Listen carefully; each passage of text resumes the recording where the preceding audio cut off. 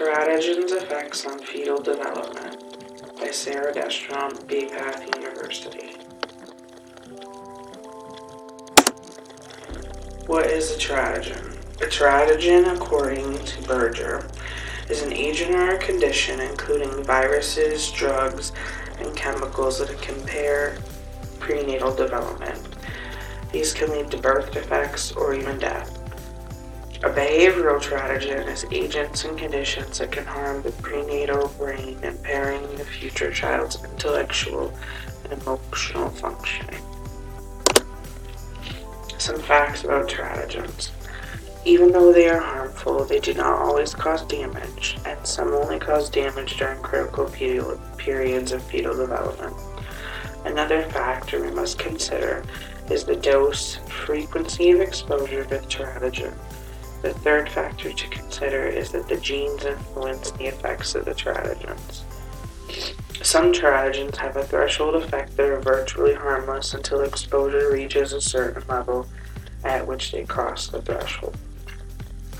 Some examples of teratogens are alcohol, rubella, lead, cigarettes, marijuana, pesticides, thalidomide, and various drugs such as meth, crack cocaine, opioids, bath salts, etc. 3 stages of prenatal development is the germinal stage, embryonic stage, and the fetal stage. These are important to understand because, as mentioned previously, each teratogen affects the fetus differently during each stage. Brain development is at risk at all fetal periods. However, the germinal and embryonic period are critical for body formation.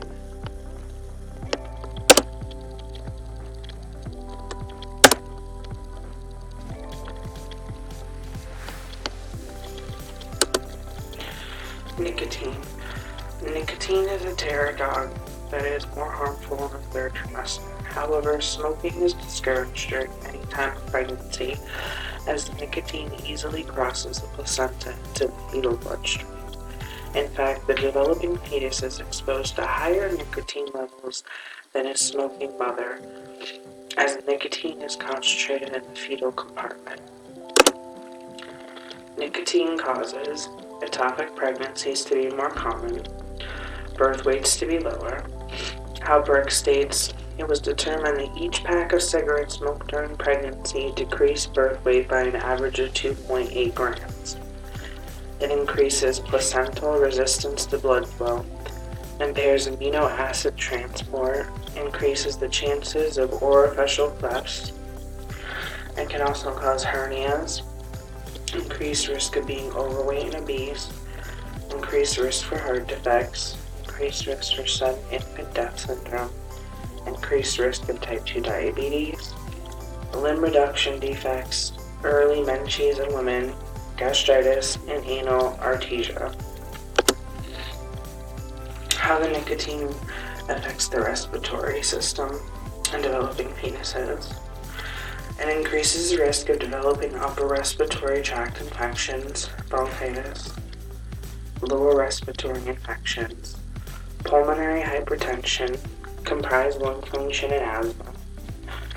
Clinical studies have indicated that in utero exposure is at least as harmful, if not more so, to the developing respiratory system as is continued exposure to secondhand smoke after birth, according to Holbrook. Nicotine's neurological effects. It alters normal brain development, affects brain size, can lead to small head circumference at birth, cortical thinning, impaired verbal working memory. Studies show that measured brain development with imaging in utero have shown head circumference was decreased by 0.13 millimeters a week of maternal smoking, bilateral diameter by 0.4 millimeters a week of smoking. The width of the ventricle atrium was decreased by 0.12 millimeters a week of smoking, and the transcerebral diameter was decreased by 0.8 millimeters a week of smoking. Nicotine also has neurodevelopmental/behavioral effects. It can affect intelligence and academic performance later on in life, can lead to ADHD, externalizing behaviors, and future substance abuse. According to Holbrook, externalizing behavior refers to the oppositional, aggressive, and overactive behavior disturbances. Prenatal nicotine exposure has been associated in multiple studies to externalizing behaviors in both male and females. The next topic is alcohol. Obviously, there's others, teratogens. However, I chose for the purpose of this to just go and review alcohol, nicotine, and cannabis. So, alcohol can lead to fetal alcohol syndrome, which, according to Berger, is defined as a syndrome that distorts the facial features of a child, especially the ears, eyes, and upper lips. Alcohol passes to the baby through the umbilical cord and can cause miscarriage and stillbirth.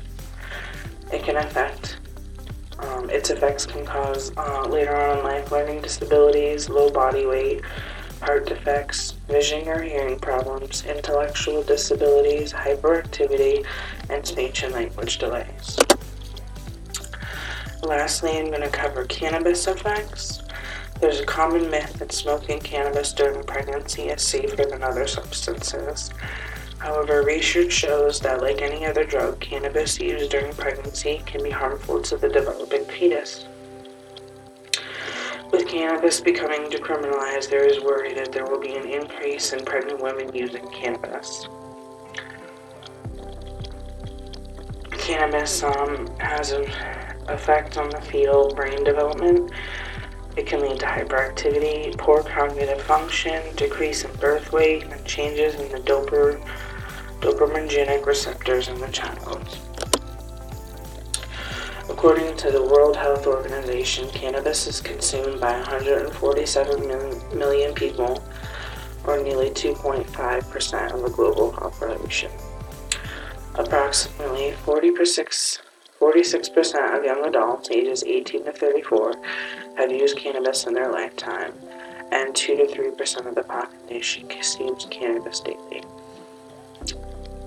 A recent survey has documented that approximately 4.9% of women of childbearing age regularly smoke cannabis. Based on a national pregnancy and health survey conducted by the National Institute on Drug Abuse, the prevalence and substance use patterns among women delivering live-born infants in the U.S. The self-reported cannabis use during pregnancy was 2.9% compared with 0.9 to 1.1% for cocaine. And these are my references, and thank you for viewing my slideshow.